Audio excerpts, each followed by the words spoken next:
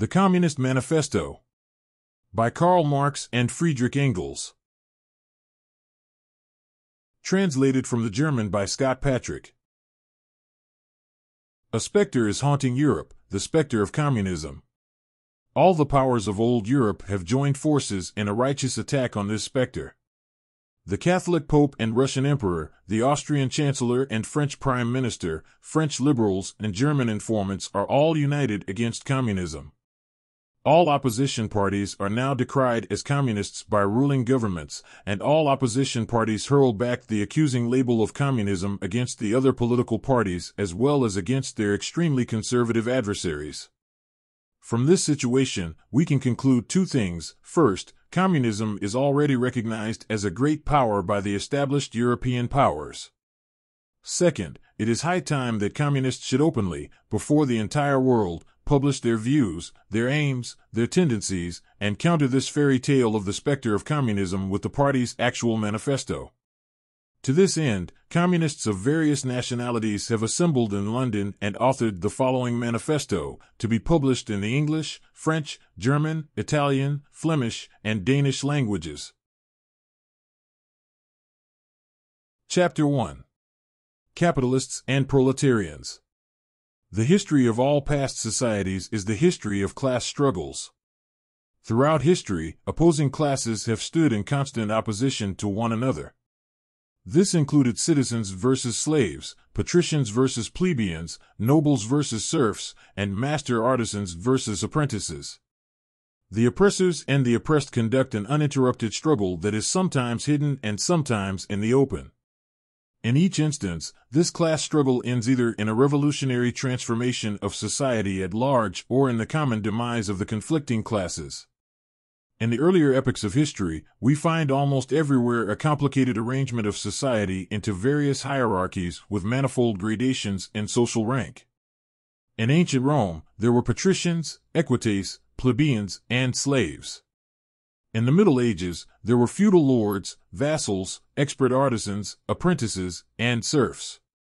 Almost all these classes had detailed subordinate gradations. The modern capitalist society that sprouted from the ruins of feudal society has not eliminated class antagonisms. It has established new classes, new conditions of oppression, and new forms of struggle in place of the old ones. Our epoch, the epoch of capitalism, possesses, however, this unique feature: it has simplified class antagonisms. Society is increasingly splitting up into two large classes directly opposing each other. These classes are the capitalists and the workers. From the serfs of the Middle Ages sprang the chartered burghers of the first true cities. From these burgesses, the first elements of the capitalist class were developed. The arrival of Europeans in the Americas and the rounding of the Cape of Good Hope opened new ground for the rising capitalist class. The South Asian and Chinese markets, colonization of the Americas, trade with the colonies, and increase in the means of exchange and in commodities generally gave commerce, navigation, and industry pioneering drive and resolve. As a result, revolutionary forces in the tottering feudal society rapidly developed.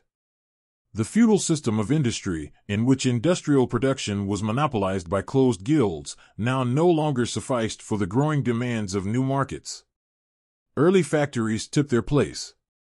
The guild artisans were pushed to one side by the industrial middle class.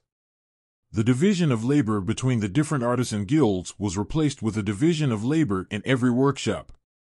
In the meantime, the markets always grew, and demand always rose. Even the early factories no longer sufficed.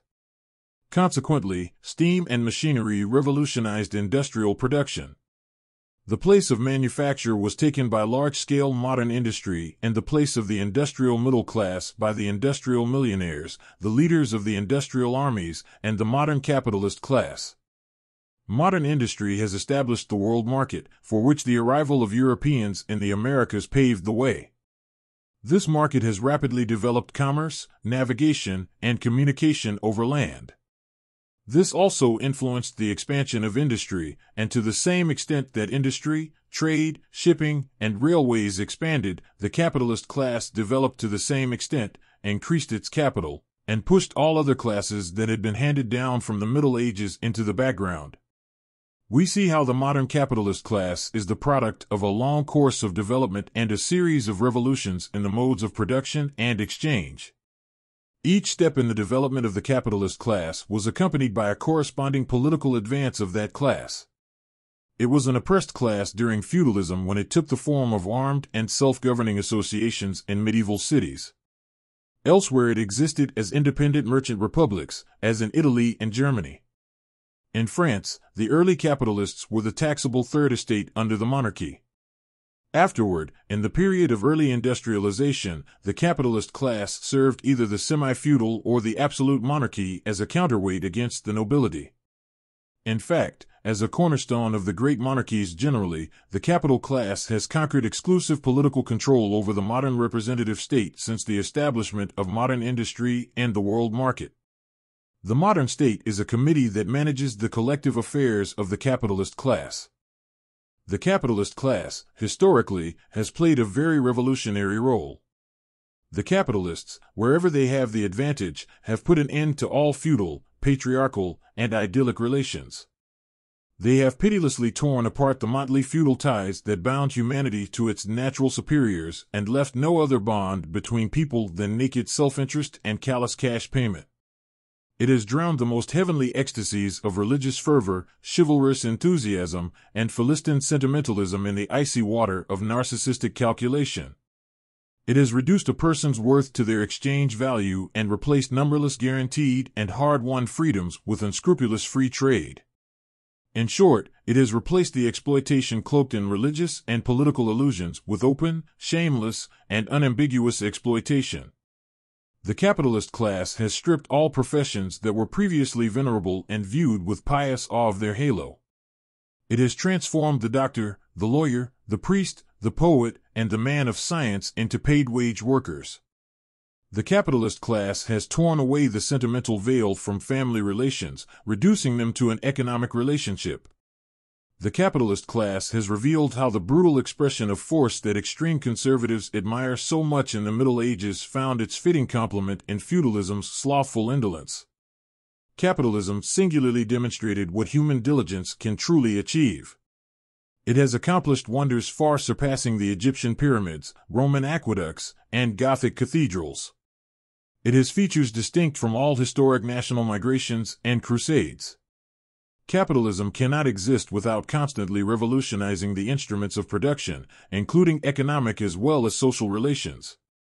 The survival instinct for all earlier industrial classes, by contrast, was the conservation by any means of the old form of production. The capitalist epoch differs from all earlier ones by the constant revolutionizing of production, uninterrupted disturbance of all social conditions, and persistent anxiety and agitation. All fixed and corroded relations, with their train of ancient and venerable prejudices and opinions, are swept away, and newly formed ones become outmoded before they can solidify.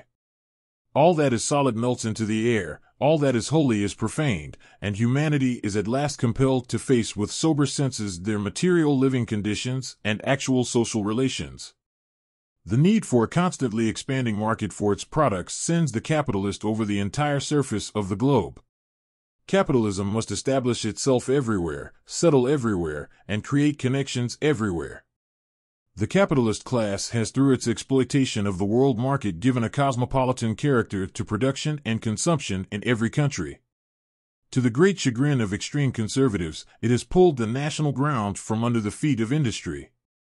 All the long-established national industries have been destroyed or are daily being destroyed. They are dislodged by new industries, whose introduction becomes a life-and-death question for all highly developed nations. These industries no longer process native raw materials, but raw materials extracted from the remotest places, and their products are consumed not only at home but in every quarter of the globe. In place of the old wants, satisfied by domestic production, we find new wants, requiring for their satisfaction the import of products from distant lands and climes. In place of the old parochial isolation and autarky, countries enter the global economy and become interdependent within it. Intellectual production is the same as material production. The intellectual creations of individual nations become humanity's common property. National biases and prejudices become increasingly impossible as the literary works of different nations create international human literature. The capitalist class brings development to the most undeveloped places through rapid improvement in all economic instruments and greatly facilitating methods of communication. The capitalist class pounds fortifications with the artillery fire of cheap goods and forces the most obstinate and xenophobic undeveloped nations to capitulate.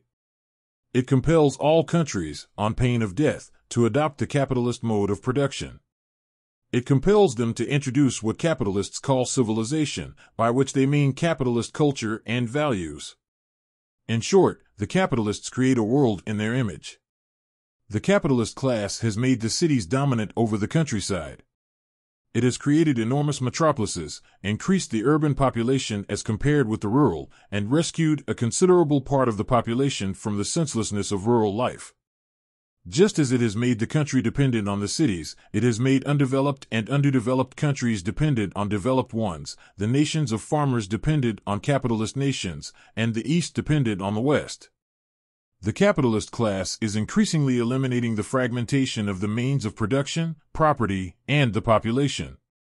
It has agglomerated the population, centralized the means of production, and concentrated property in a few hands. The necessary consequence of these changes was political centralization.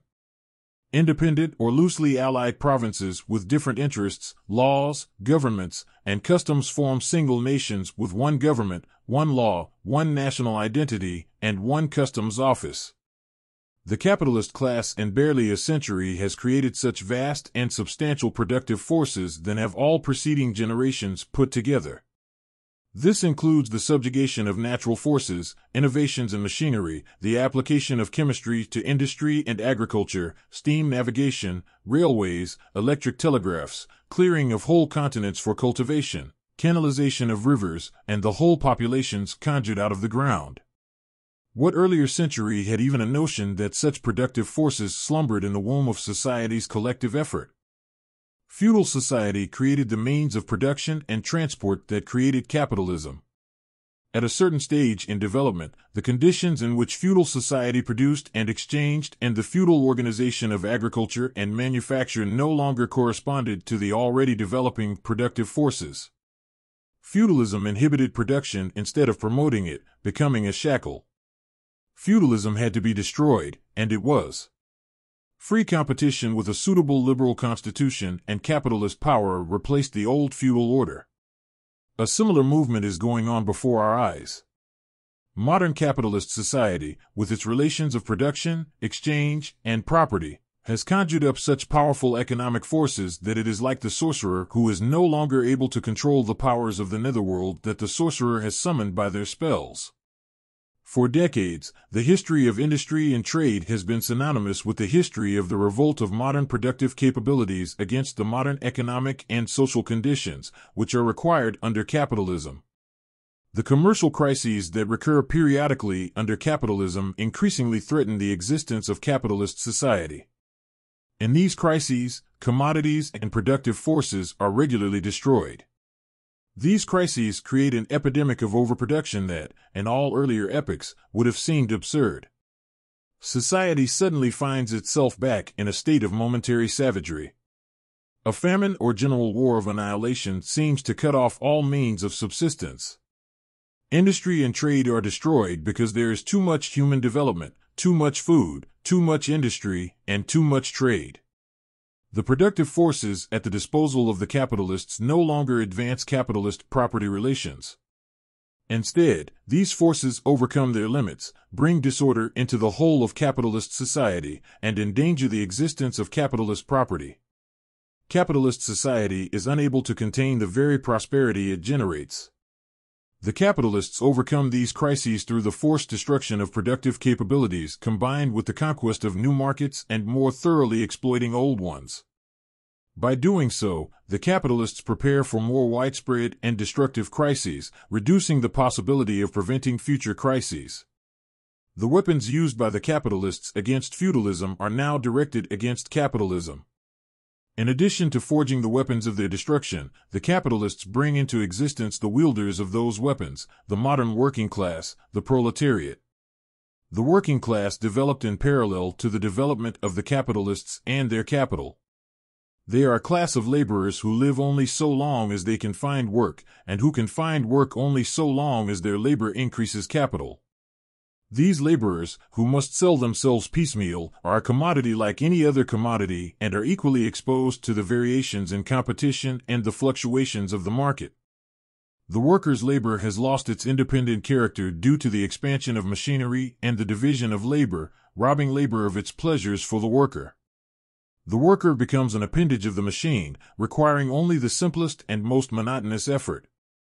The costs incurred by the worker are limited almost exclusively to the food they need for their subsistence and their offspring. The price of a commodity, including labor, is equal to the cost of its production, and so as labor becomes more mindless and tedious, the wages for that labor decrease.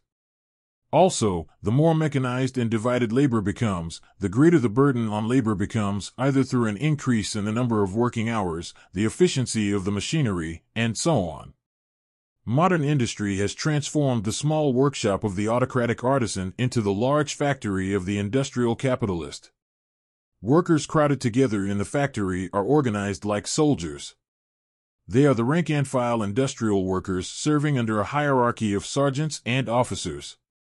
They are not just slaves of the capitalists and the capitalist state, but they are also enslaved every day and hour by the machinery, the supervisor, and above all, by the individual capitalist factory owner.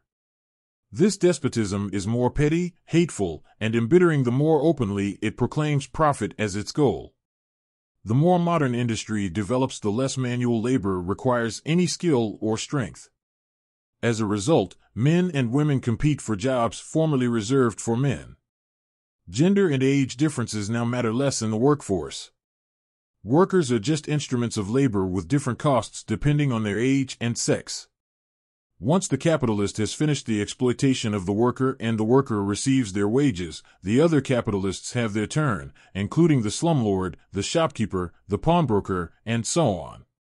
The lower strata of the middle class, including small-scale manufacturers, merchants, landlords, artisans, and farmers, are part of the working class, partly because their minor capital is not sufficient for the operation of large industry and falters when competing with the larger capitalists, and partly because their skill is devalued by new modes of production. The working class derives from all other classes of the population. The working class goes through different stages of development. Their fight against the capitalists begins at birth. At first, individual workers struggle against the individual factory owners. This then expands to include all the workers in the factory, and then all the workers in each industry. The workers direct their attacks against the capitalist relations of production, but also against the objects of production themselves. They destroy foreign-made imports that devalue their labor, smash the factory machinery to pieces, and set factories ablaze, all to someday restore by force the benefits enjoyed by the medieval worker. At this stage, the workers are scattered across the country and fragmented by mutual competition. Solidarity among the workers is not the result of their unity but rather the result of unity among the capitalists, who need to set the entire working class in motion for capitalism to realize its own political goals. Under capitalism, the working class does not fight its actual enemies, but instead the enemies of its enemies, that is, the remnants of absolute monarchy, the landed gentry, the small-scale capitalists, and minor property owners. The entire political movement is concentrated in the hands of the capitalists, so every victory obtained by that movement is a victory for the capitalists. The working class not only increases with industrial development but also becomes more concentrated and more powerful, and it senses this. The interests and living conditions of the working class become increasingly uniform as industrial machinery blurs the contrasts in work and reduces wages to a low level everywhere. The growing competition among the capitalists and the resulting commercial crises cause wages to fluctuate. The non-stop innovations in industrial machinery make the worker's position in life more precarious. The struggle between the individual worker and the individual capitalist acutely expresses the character of class struggle. The workers begin to form trade unions against the capitalists and come together to assert their wages. They create permanent associations to provide themselves with provisions during industrial actions. Occasionally, these industrial actions escalate into riots. Now and then the workers win, but only temporarily. The real result of their struggles is not immediate success, but the growing solidarity among workers. It is facilitated by the growing means of communication produced by large industries which connect workers of different localities. But all that is needed is a connection to centralize the many local struggles of the same class character everywhere into a national class struggle. But every class struggle is also a political struggle, and modern workers with their railways can obtain in a few years the solidarity it took workers in the Middle Ages with their poor roads and long distances centuries to achieve. Competition between the workers regularly disrupts the organization of the workers into a single class and, consequently, a political force. But the working class keeps rising again, stronger, firmer, more powerful. It enforces the recognition of individual workers' interests in legal form, exploiting the internal divisions of the capitalists. This explains the passage of the British Factories Act of 1847, which limited the working hours of women and young people in textile mills to 10 hours per day. The struggle of the old society promotes the development of the working class in many ways. The capitalist is in constant competition, initially against the aristocracy and later against the sections of the capitalists whose interests come into conflict with the progress of industry, and always against the capitalists of other countries. In all these competitions, the capitalist feels compelled to appeal to the working class to enlist its help and in this manner drag it into the political arena. The capitalist supplies the working class with its political education, furnishing the workers with weapons for later fighting against the capitalists. Additionally, as we have seen, entire sections of the old ruling class are, by industrial innovations, thrown into the workforce, or at least have their living conditions threatened. They too supply the working class with fresh elements of enlightenment and progress. Finally, in times when the class struggle nears its end, the process of dissolution within the ruling class and the entire old society takes on such a violent and glaring character that a small part of the ruling class breaks away from it and joins the revolutionary class that has a bright future. And so, just as a part of the nobility previously went over to the capitalists, so now a part of the capitalists goes over to the working class, and especially a part of these capitalist ideologists who have worked their way up to a theoretical understanding of political movement. Of all the classes that face the capitalists today, only the working class is truly revolutionary. The other classes degenerate and perish with the advent of modern industry, and the working class is the only special and essential product. The lower middle class, the small-scale manufacturers, the shopkeepers, the artisans, and the farmers all fight against the capitalists to secure their existence in the center of the social order. They are not revolutionary but conservative. Even more, they are extremely conservative as they seek to turn back the wheel of history. If they are revolutionary, they are so because of their impending transition into the working class, and they defend not their current interests but their future ones. They abandon their standpoint and take the workers' view. The lumpen proletariat, the social scum rotting at the lowest layers of the old society, will in places be swept up in the workers' revolution, but given its status, will be more than willing to be bribed into extremely conservative behavior. The working class has already made it impossible for capitalism to survive. The worker has no property and their relationship with their family is entirely different than the capitalist family relationship. Modern industrial work and modern subjugation to capital have stripped the workers of their national identity, from England to France, from the United States to Germany. Laws, morals, and religion are for the worker nothing more than capitalist prejudices behind which capitalist interests hide. Previous ruling classes have historically maintained their power by imposing the conditions under which they gained it onto society. However, workers can only gain control over the productive forces of society by abolishing the current system of ownership, thereby eliminating all past forms of appropriation. Since workers do not possess property to safeguard, they must dismantle all mechanisms designed to protect and ensure property rights. All past movements were movements of minorities in the interests of minorities. The workers' movement is a majority movement fighting for the interests of the majority. The working class, the lowest stratum of modern society, cannot rise or stand up without destroying the whole existing social order. The struggle of the working class against the capitalists is initially a national one, although not in content. The working class of every country must, of course, first deal with its national capitalists.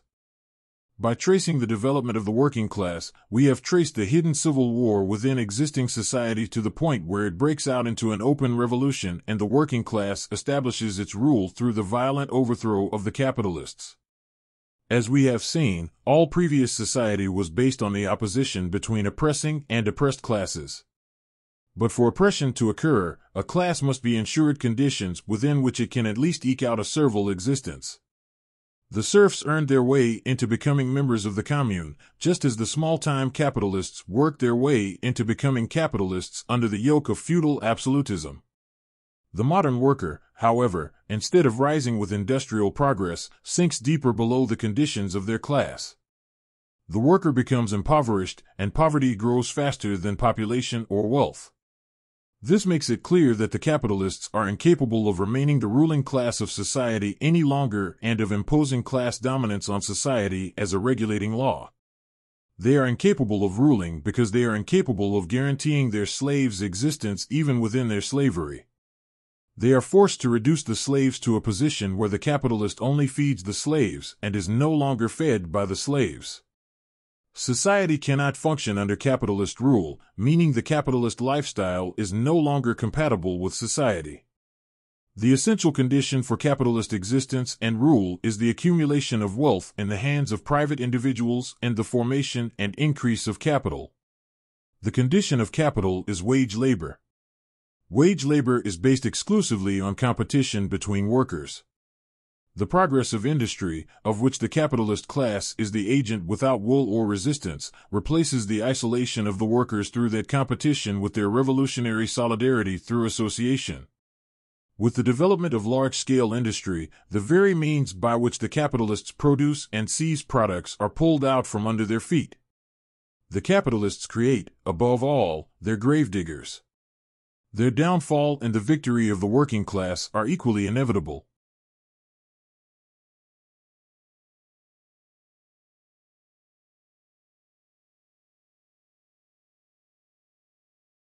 Chapter 2. Workers and Communists. What is the relationship between the communists and the workers? The communists are not a special party compared to the other workers' parties.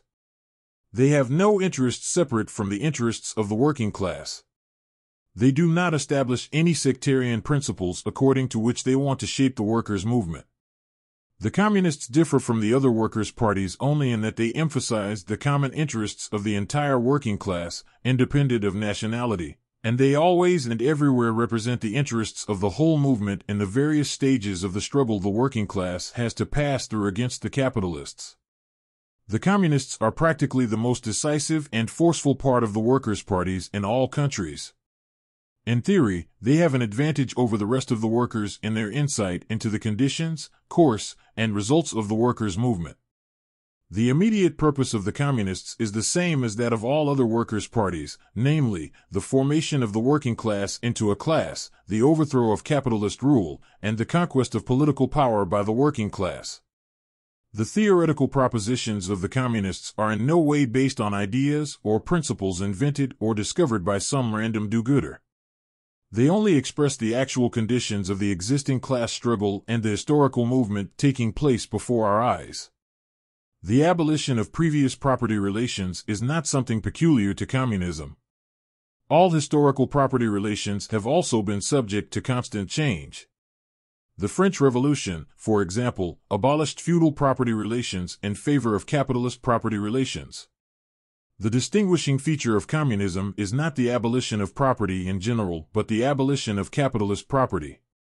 But modern capitalist private property is the final and most complete expression of the production and appropriation of products based on class antagonisms and the exploitation of the many by the few. The communist can then summarize their theory in one phrase: the abolition of private property. We communists have been accused of wanting to abolish personally acquired and self-made property that forms the basis for all personal freedom, activity, and independence. But we communists are not referring to hard-earned self-made property, the sort of property that belonged to the artisan or the peasant in pre-capitalist society. There is no need to abolish that because industrial progress has already destroyed it and continues to destroy it every day. What we mean is modern capitalist private property. Wage labor, the work of the average worker, does not create property for the working class. It creates capital, the property that exploits wage labor, which can only increase if it creates new wage labor to exploit it anew. Property in its current form depends on the antagonism between capital and wage labor. Let us look at it from both sides. Being a capitalist requires not only a personal but a social position in production. Capital is a collective product and can only be set in motion through the combined activity of many members and, ultimately, only through the combined activity of all members of society. Capital is not just a reflection of personal power but social power. When capital is transformed into a common property belonging to all members of society, non-personal property is transformed into social property. Only the social character of the property changes. It loses its class character. The cost of wage labor is the minimum wage, the sum of subsistence that is necessary to keep the worker alive as a worker. What the wage worker acquires through his activity is only sufficient to regenerate his bare existence. We do not want to abolish the property workers earn to sustain themselves because that leaves no profit that could give power over others' labor. We communists only want to abolish the miserable character of capitalist production by which the worker lives only to increase capital at the pleasure of the ruling class. Under capitalism, the living workforce exists only as a means for increasing accumulated labor. Under communism, accumulated labor exists only to expand, enrich, and promote the living standards of the working class. Under capitalism, the past rules the present. Under communism, the present rules the past. In modern society, capital is liberated and alive, while the individual is subservient and detached. The capitalist class calls the abolition of this relationship the abolition of personality and freedom. And they are right to do so because we propose to abolish the capitalist definitions of personality, independence, and freedom. Under capitalism, freedom means free trade and free markets. But if trade disappears, free trade also disappears. All the capitalists talk about the freedom of trade is relevant to the small-time merchants and traders of the Middle Ages, but is irrelevant to the communist proposal to abolish trade, the capitalist mode of production, and the capitalist class itself. The capitalist class is horrified that we propose abolishing private property. But in capitalist society, private property does not exist for 90% of the population, and its existence depends on dispossessing that 90%. The capitalist class accuses the communists of wanting to steal private wealth that capitalists stole from most people in society. So, they accuse us of wanting to take away capitalist property, and that is indeed precisely what we want. The capitalist class claims individuality vanishes once labor can no longer be turned into capital, money, land rent, or otherwise into a controllable social power, or when individual property can no longer be converted into capitalist property and capital. The capitalist class must confess that by the individual they only mean the capitalist individual and the middle-class property owner. Indeed, we want the capitalist individual to vanish. Communism does not forbid an individual's ability to access society's products. Its aim is solely to prevent the exploitation of others' labor through such access. It has been argued that abolishing private property will cause all work to cease, and universal laziness will set in. By that logic, capitalist society would have perished long ago due to indolence since the capitalist profits without working. This argument is nothing more than the tautology there will be no wage labor when there is no capital. All criticisms aimed at communism's method of production and acquisition of material goods also apply to its approach to creating and obtaining intellectual products. The capitalist class mistakenly associates the end of class-based ownership with the end of production, just as it sees the end of class-based culture as the demise of culture altogether. However, the culture lamented by the capitalist class primarily involves conditioning individuals to function as mere cogs in a machine. However, the capitalist class cannot argue against the abolition of capitalist property based on their capitalist ideas about freedom, education, rights, and so on. Those ideas are themselves products of capitalist production and property relations, just as the law is the will of the capitalist class made into law. The content of the capitalist will is the same as the material interests of the capitalist class. The capitalists share with all the former ruling classes of history the self-serving belief that their singular transformation of production and property relations and economic evolution are, in fact, eternal laws of nature and reason. What the capitalist admits about ancient or feudal property does not apply to the capitalist form of property. Even the most radical people are outraged by the infamous communist proposal that the family also be abolished. However, the modern capitalist family is based on capital and private acquisition. The fully realized family only exists for the capitalist class, but has its complement in the forced absence of family among the workers as well as ordinary sex work. The capitalist family naturally disappears with the disappearance when this complement disappears, and both will disappear with the disappearance of capital.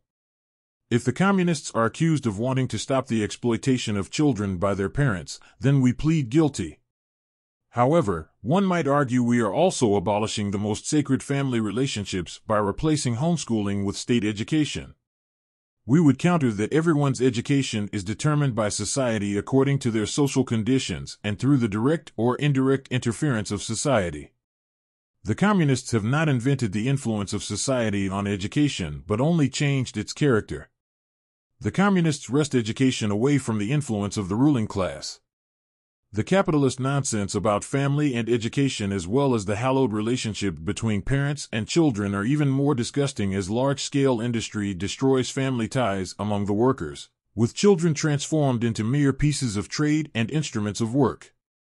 In response, the capitalist class collectively argues that we, as communists, advocate for the inclusion of women in the economy, viewing them solely as tools of production. They assume we advocate for the collective exploitation of these tools, including women. What they fail to grasp is our aim to eradicate the notion of women as mere instruments of production. Nothing is more ridiculous than the capitalists clutching at pearls and expressing moral horror at the communists wanting to bring women into society. The communists do not need to introduce women into society since they have always been a part of it. The capitalist class, not satisfied with having the wives and daughters of their workers at their disposal, not to mention ordinary sex workers, find their main pleasure in seducing each other's spouses. Capitalist marriage is, after all, about sharing spouses. The most a person could accuse the communists of wanting to do is to introduce an open, welcoming society of women rather than the hypocritical and concealed one under capitalism. Obviously, with the abolition of capitalist class relations, so too will capitalist society for women be abolished, including official and unofficial sex work. We communists have also been accused of wanting to abolish patriotism and nationalism. The workers have no country. We cannot take away what they do not have. Since the working class must first conquer political power, rise to the status of a national force, and constitute itself as a nation, the working class will have a national character, but by no means will it share the capitalist definition. The national distinctions and conflicts of humanity are increasingly becoming less significant with the development of capitalism, free trade, the global market, the uniformity of industrial production, and a leveling of living standards. Rule by the working class will erode these distinctions even more. One of the first conditions for workers' liberation is solidarity, at least among the most developed countries. Just as ending the exploitation of one individual ends the exploitation of another person, so it is with ending the exploitation of one nation. Just as the class struggle within a nation is resolved, so are struggles between nations also resolved. It is not worth seriously considering the charges against communism leveled on religious, philosophical, and ideological grounds. Do we need deeper insight to understand that people's social being, their ideas, their views, and their very consciousness change along with their living conditions? Does not the history of knowledge demonstrate that intellectual production is transformed along with material production? The dominant ideas of a historical period are always only the ideas associated with the ruling class. When people speak of the ideas that revolutionize society, they do but express the fact that within the old society, the elements of a new one have been created and that the dissolution of the old ideas keeps even pace with the dissolution of old material conditions. When the ancient world was in decline, Christianity defeated the old religions. Christian ideas then gave way to Enlightenment ideas in the 18th century, and feudal society fought to the death with the revolutionary capitalist class. The capitalist ideology of free trade and competition found academic expression in freedoms of conscience and religion. One might argue that religious, moral, philosophical, political, legal, and other such ideas evolved during historical development. One might also argue that there are eternal truths such as freedom, justice, and so on that are part of natural law. Communism would destroy these eternal truths and abolish religion and morality instead of changing them, in contradiction to all previous historical developments. All previous societies in history were based on class struggles that took on different shapes at different times. But whatever form it takes, the exploitation of one part of society by another is at the center of all past centuries. It is no surprise that the social consciousness of all centuries, whatever its diversity and differences, moves in popular forms of consciousness that only fully dissolve with the true end of class struggle.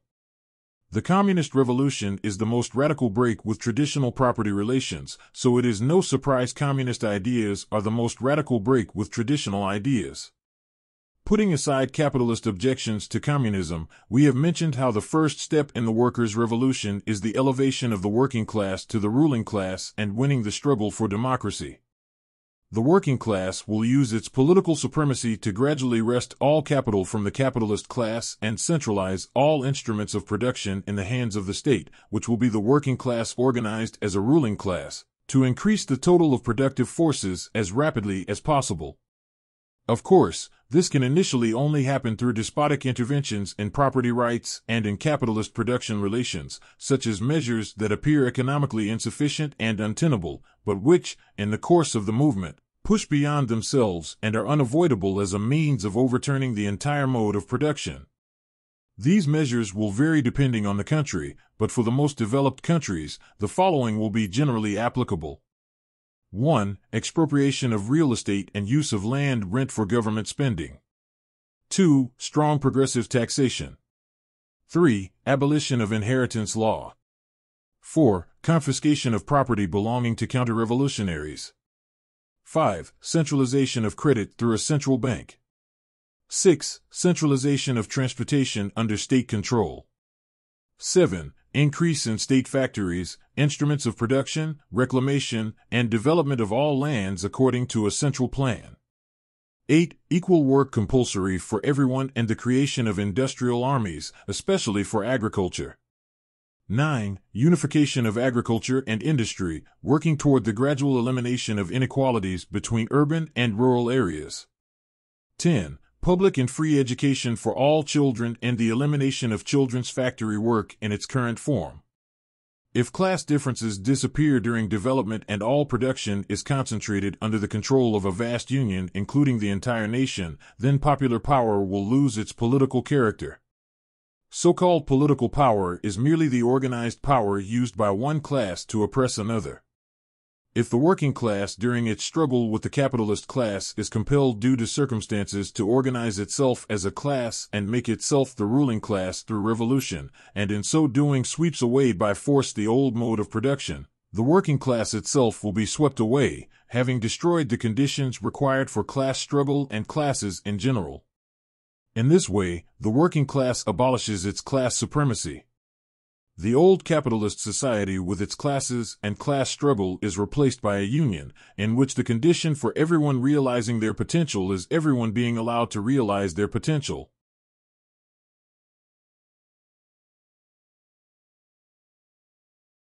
Chapter 3. Socialist and Communist Literature. Part 1. Reactionary Socialism. Section A. Feudal Socialism. The French and English aristocracies were called upon by their historical position to write pamphlets against modern capitalist society. In the French June Revolution of 1830 and the English Reform movement, the aristocracy succumbed to the despised upstart capitalists. There could no longer be any talk of a serious political struggle, so all that remained was a literary fight. Yet even in the realm of literature, the old slogans of the Restoration era sounded stale. The aristocracy had to lose sight of its class interests and formulate its indictment against the capitalists on behalf of the exploited working class. The aristocracy took their revenge by singing songs satirizing their new capitalist superiors and whispering prophecies of coming catastrophe into capitalist ears. In this way, feudal socialism arose, partly gravely serious and partly as a parody. It is partly an echo of the past and partly a threat from the future. At times, it strikes the capitalist class to their very heart's core through bitter, witty, and incisive criticism, but always ultimately appears comical due to its inability to comprehend historical progress. The aristocracy used the workers' begging bowls as banners to rally around. Still, whenever the working class followed the nobles, it would see the old feudal coats of arms on their backs and deserted with loud and irreverent laughter. Some of the royalist French legitimists and the Young England movement illustrated this spectacle by arguing for the philanthropy of noblesse oblige as a paternalistic form of social organization. When the royalists claimed their mode of exploitation was different from capitalist exploitation, they choose to omit that they simply exploited under different and now outdated circumstances and conditions. When royalists claimed that the modern working class did not exist under their rule, they omit that the modern capitalist was a necessary offspring of their social order. Incidentally, they do so little to hide the extremely conservative nature of their criticism that their accusations amount to complaints that a class is developing under their control that will destroy the entire old social order. The royalists criticized the capitalists not so much for creating a working class, but for creating a revolutionary working class. In practice, the royalists used state violence against the working class and, despite all their rhetoric, in their daily life, they stooped to pick up the golden apples of industry, and in so doing trade loyalty, love, and honor for wool, beets, and liquor. Just as the priest was always together with the feudal lord, Christian socialism goes together with feudal socialism. Nothing is easier than to give Christian asceticism a socialist veneer. Did not Christianity rage against private property, marriage, and the state? Has it not preached charity and begging, celibacy and carnal mortification, monastic life, and the Christian church as a mother in nourishing and protecting the believer? Christian socialism is just the holy water with which the priest blesses the fury of the aristocrat. Section B, Lesser Capitalist Socialism. The capitalist class has destroyed classes other than the feudal aristocracy by causing their living conditions to decay and wither away in modern society. The medieval burgesses and the peasant landowners were the forerunners of the modern capitalist class. In the less industrially and commercially developed countries, this class continues to stagnate alongside the growing capitalist class. In highly developed countries, a new lesser capitalist class hovers between the working class and the capitalist class and is constantly being formed anew as a complementary part of capitalist society. Its members are constantly thrown into the working class by competition with large-scale industry, which will ultimately cause them to disappear and be replaced in agricultural and commercial industries by supervisors and managers. In countries such as France, where peasants make up far more than half of the population, it is only natural that writers defending the working class against the capitalist class expressed lesser capitalist and peasant perspectives in their criticism of the capitalist regime and Workers' Party. By taking the position of the lesser capitalist class, they created lesser capitalist socialism. The Swiss historian and political economist Jean-Charles Leonard de Sismondi is the chief spokesperson of lesser capitalist socialism. This form of socialism dissected with great acuity the contradictions in modern production relations. It has exposed the hypocritical apologies of economists and irrefutably demonstrated the destructive effects of machinery and division of labor. It is correct about overproduction, commercial crises, the ruin of the lesser capitalist and the peasant, and the misery of the working class. It is also correct about the anarchy in production, the glaring inequalities in wealth distribution, the industrial war of annihilation between nations, and the dissolution of traditions, old family relationships, and old national identities. Lesser capitalist socialism, in its aims, either seeks to revert to the old means of production and transportation, along with the old property relations and societal structure, or it aims to dismantle the modern means of production and transportation within the confines of the existing property relations. It embodies both reactionary and utopian elements simultaneously. Concisely, it wants guild systems for industries and patriarchal autocracy for farming. As it has progressed, this form of socialism has turned into a cowardly misery. Section C. German or True Socialism. French socialist and communist literature, emerging in the struggle against capitalist rule, found its way to Germany during the capitalists' campaign against feudal absolutism. German intellectuals eagerly embraced this literature but overlooked the disparity between the French and German economies. Consequently, French literature lost its immediate practical relevance in Germany, becoming purely academic. It transformed into abstract speculation on human nature. In the 18th century, German philosophers viewed the demands of the French Revolution as manifestations of practical reason, equating the will of the French capitalist class with the popular will. German writers felt compelled to reconcile new French ideas with their traditional philosophical framework, effectively assimilating French concepts while preserving their philosophical tradition through translation, akin to appropriating foreign knowledge. Medieval monks often replaced classical works with Catholic narratives and manuscripts. Similarly, the German intelligentsia overlaid philosophical interpretations onto French literature. For instance, they interpreted French critiques of class relations as discussions on the alienation of human nature and critiques of the capitalist state as discussions on the abolition of general categories. They termed this subordination of philosophical ideas to French developments as philosophy of action, true socialism, the German science of socialism, and so forth. French socialist and communist literature was truly emasculated because in German hands it ceased to express class struggle. The German philosopher began to feel that French bias was defeated and, instead of true needs, there was a need for truth, and that instead of working-class interests there are only human interests of a general humanity that belongs to no class. Indeed, such a humanity does not belong to reality as it only exists in the haze of philosophical imagination. German socialism, so proud of the clumsy school exercises it took so seriously and boasted about, gradually lost its pedantic innocence.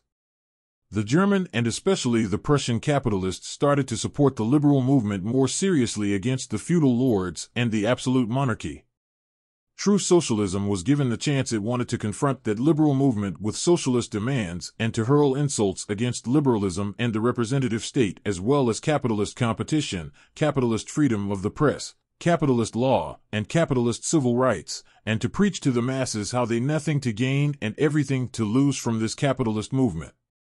German socialism forgot the French criticism, of which it was a mindless echo, presupposed the existence of a modern capitalist society with the appropriate standard of living and the appropriate political constitution, none of which existed at the time in Germany. The German socialist was a scarecrow against the threatening capitalist class, much to the delight of the German autocrats and their entourage of priests, schoolmasters, country squires, and bureaucrats. It served as a sweet complement to the bitter lashes and shotgun blasts those same autocrats used when suppressing the German workers' uprisings. German socialism not only became a tool wielded by autocrats against the capitalist class, but also catered to conservative interests, including those of conservative populists. In Germany, the lower middle class, a vestige of the 16th century, persists in various forms and constitutes the true social foundation of prevailing material conditions. Preserving the lower middle class is synonymous with maintaining these conditions, as this group fears economic ruin and political domination by the capitalist class due to capital concentration and the potential rise of a revolutionary working class. Hence, German socialism found resonance among lower middle class populists and spread rapidly. The German socialists wrapped their threadbare so-called eternal truths in a robe of theoretical cobwebs embroidered with flowery rhetoric and soaked in romantic sentiment, and this has only increased the sale of their goods among the audience. For its part, German socialism increasingly recognized its reputation as a pompous instrument of conservative populists. German socialists declared the German nation to be the ideal nation and the lower middle-class German to be the ideal person. They gave a vague and lofty socialist meaning to the very vulgar behavior socialism condemns. They went to great lengths to oppose the crudely destructive aims of communism and to declare their impartial and superior contempt of the class struggle. With very few exceptions, all the so-called socialist and communist publications in Germany belong to this foul and enervating school of literature. Part 2. Conservative or capitalist socialism. Some capitalists want to remedy social injustices to secure the future of capitalist society. These include economists, philanthropists, humanitarians, anti-poverty activists, charity organizers, animal rights activists, anti-alcohol activists, and every other sort of social reformer imaginable. This capitalist socialism has also been developed into complete philosophical systems, and we may cite Pierre-Joseph Proudhon's The Philosophy of Poverty as an example. The socialistic capitalist wants modern society's standard of living without the conflict and dangers that necessarily arise from that standard of living. They want the existing society without the elements that revolutionize and threaten it. They want capitalists without the working class. The capitalists naturally imagine the world in which they rule as the best possible world. Capitalist socialism develops this comforting idea into a partial or complete philosophy. When the capitalist socialist calls on the working class to adopt that philosophy and march into the messianic future, they are asking that the working class remain in modern society but cease their criticism of it. A second, less doctrinaire and more practical form of capitalist socialism sought to denigrate every revolutionary movement that appealed to the working class by claiming only a change in material living conditions and not this or that political change would be to the workers' benefit. However, capitalist socialism does not mean the abolition of the conditions of capitalist production when it calls for changes in material living conditions, because that is only possible through revolutionary means. Capitalist socialism instead advocates some administrative improvements to those conditions, such as capitalists reducing the cost of their rule and simplifying the state budget, but without any major changes to the relationship between capital and wage labor. Capitalist socialism should be understood as a breed of figurative language. It calls for free trade, protective tariffs, and panopticon prisons, all for the benefit of the working class. Capitalism socialism can be summed up as capitalists advancing capitalist interests while claiming they are in the interests of the working class. Part 3. Utopian socialism and communism. We do not refer to the literature that expressed the demands of the working class in history's great modern revolutions, such as the work of Gracchus Babeuf during the French Revolution. The first attempts by the working class to assert its class interests in a revolutionary period against feudal society failed because the working class was undeveloped and lacked the material conditions for its liberation, as capitalism was still in its infancy. The revolutionary literature that accompanied these first attempts by the working class had an unavoidably conservative character, promoting a modest lifestyle and crude egalitarianism. The actual socialist and communist movements of Henri de Saint-Simon, Charles Fourier, Robert Owen, and others appear in the early, undeveloped period of class struggle between the working class and the capitalists, which we have described earlier. As class antagonism has deepened along with industrial development, utopian socialists do not examine the material conditions for the liberation of the working class and search for a social science or grand theory to create these conditions. They promote individual agency over historical movements and create fantastical conditions for workers' liberation instead of studying historical ones. They substitute the gradual organization of the working class into a single force with their contrived forms of social organization. For utopians, the next stage of world history is inconsequential compared to propaganda and the practical implementation of their social policies. They understand that their policies are meant to help the working class, which for them is defined as the class that suffers the most in society. However, the utopians think they are detached from the class struggle due to the undeveloped nature of the class struggle and their quality of life. They want to improve the standard of living for everyone in society, including the most well-off. They then continually appeal to all classes of society without distinction, and particularly the ruling class. The utopians reason that all that is required is that someone understands their philosophy and they will see it is the best possible plan for the best possible society. The utopians for this reason reject all political and especially revolutionary action and wish to attain their goals by peaceful means, paving the way for their new social gospel through small-scale experiments that are, of course, doomed to fail. These fantastic descriptions of future society arise at a time when the working class is still greatly undeveloped and still has an unreal conception of its role in society, and when that class is feeling its first urges for a radical transformation of society. The utopian socialist and communist writings also consist of critical elements. They attack all the foundations of existing society. They have provided extremely valuable material for educating the workers. Their positive proposals for a future society, such as reducing the inequalities between urban and rural areas, abolishing the family and wage labor, the realization of social harmony, and transforming the state into a mere apparatus for administering production, expressed the desire for the abolition of class antagonisms only just beginning to develop and is only understood in its first formless indefiniteness. Consequently, these proposals are essentially utopian. The relevance of utopian socialism is inversely related to historical development. As the class struggle becomes more real and more acute, the more this detached point of view and unrealistic alternative loses all practical value and theoretical justification. If the founders of these movements were revolutionary in many respects, their followers have formed conservative organizations. They maintain the old views of their founders despite the development of the working class.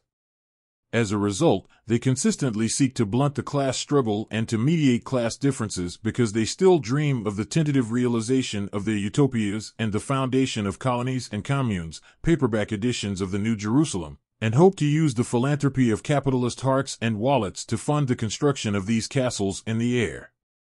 Gradually they fall into the category of the conservative or capitalist socialists described earlier and differ from them only by their more systematic pedantry and by their fanatical belief in the miraculous effects of their philosophy. They bitterly oppose any political movement of the workers that could only arise from blind faith in their new gospel. The Owenites of England and the Fourierists of France both oppose the British Chartists and the French social reformers.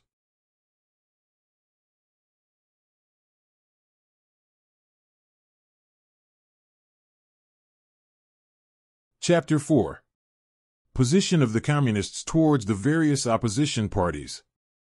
In Chapter 2 we discuss the relationship between the Communists and already existing working-class parties, such as the relationship between the Chartists in England and the agrarian reformers in the United States. The Communists fight to achieve the immediate purposes and interests of the working class, but in the present movement, they also represent the movement's future.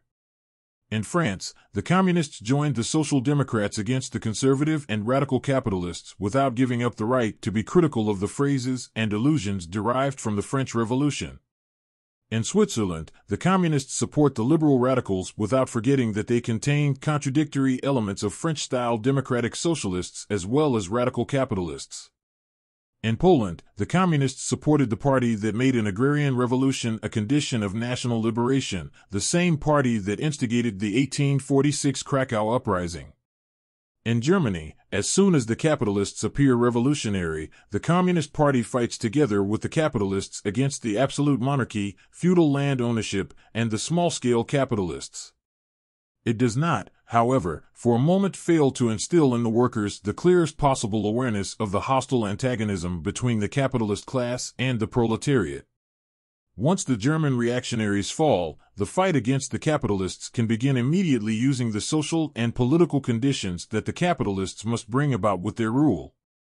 The Communists direct their main attention to Germany because Germany is on the eve of a capitalist revolution at an advanced stage of development and with a much more developed working class than England had in the 17th century or France in the 18th century. The capitalist revolution in Germany can be immediately followed by a working-class revolution. Communists everywhere support every revolutionary movement against the existing social and political conditions. In all these movements, communists emphasize the issue of property as the fundamental issue, whatever form property takes. The communists are finally working everywhere to connect and understand the democratic parties in all countries. The communists despise concealing their views and intentions. They openly declare that their purposes can only be achieved through the violent overthrow of all previous social orders. May the ruling classes tremble at the prospect of a communist revolution. The working class has nothing to lose but its chains, but they have a world to win. Workers of all countries, unite.